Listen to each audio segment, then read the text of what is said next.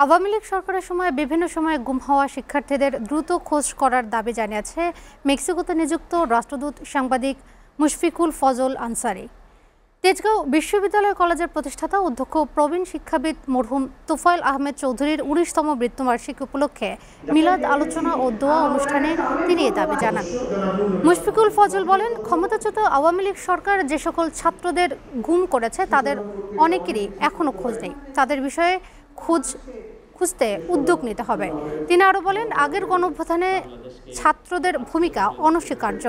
এবারের ২৪-এর গণঅভ্যুত্থানেও ছাত্রদের কারণ সফল হয়েছে। দোয়া ও আলোচনা অনুষ্ঠানে তেজগাঁও বিশ্ববিদ্যালয় কলেজের ভারপ্রাপ্ত অধ্যক্ষ প্রফেসর শামীমা আক্তার সহ বিশ্ববিদ্যালয়ের সকল বিভাগের শিক্ষক শিক্ষিকারা উপস্থিত ছিলেন।